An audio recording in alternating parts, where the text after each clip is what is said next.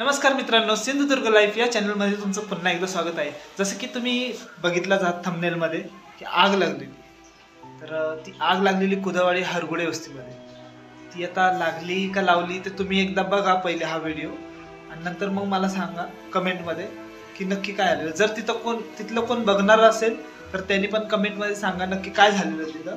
कारण कोण म्हणतंय आग लावली, कोण म्हणतंय आग लागली, आणि कोणी म्हणतंय काहीतरी झालं असेल। तर बघा पहिले व्हिडिओ, मग आपण ह्या विषयावर बोलू परत येऊ। चला, जर चॅनलवर नवीन असाल तर लाईक करा, शेअर करा, सबस्क्राईब करा, आणि चॅनल आपलाच समजून सबस्क्राईब करा। आपलं मराठी चॅनल आहे, मराठी माणसांनी लाईक करा। हिंदी जर व्ह्यूअर्स असतील तरी पण करा, कारण आपण पुढचा ब्लॉग हिंदीमध्ये पण ट्राय करूया। तर चला भेटूया आपण परत एकदा कुदवाडीत आग लागलेली आहे। इथं मी एक दोन जणांना विचारलं तर एक सांगतोय की आग लागली आहे आणि दुसरा सांगतोय की आग लावली। आता ते आपल्याला एवढं तर माहिती नाही, पण असं बघता मला वाटतंय की हे गॅस कटरने लागलेली आग आहे, कारण नायट्रोजनचे सिलेंडर वगैरे पडलेले आहेत।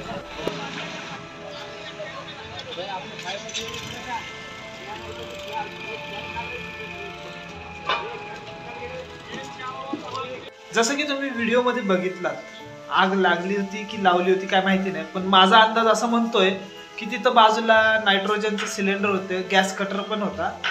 तर मला वाटतं ते बहुतेक लोखंड साईडचं जे अँगल वगैरे होते ना ते कापायला म्हणून कोणीतरी अँगल कापताना वगैरे त्याचे स्पॉट वगैरे पडतात ना, ते स्पॉट पडले असतील। आणि तिथं खाली ऑइल पण भरपूर सांडलेलं होतं, कारण मशिनीचं ऑइल वगैरे ते काढताना ऑइल सांडलेलं होतं।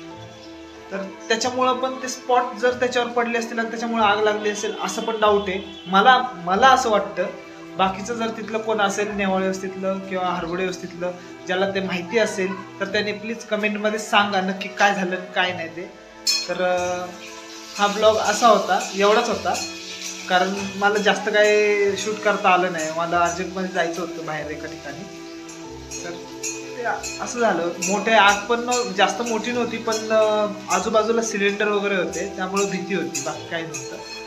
पण आणली, आटोक्यात आणली। नंतर ते त्यांनी आजूबाजूच्या कोणी पाणी वगैरे ओतलं थोडंफार, त्याच्यामुळे जरा झालं कमी।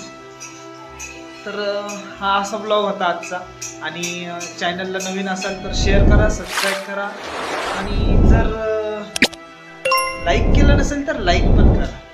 आणि हां, तुम्ही जे व्ह्यूअर्स येता बघता प्लीज जरा सबस्क्राईब करून जा।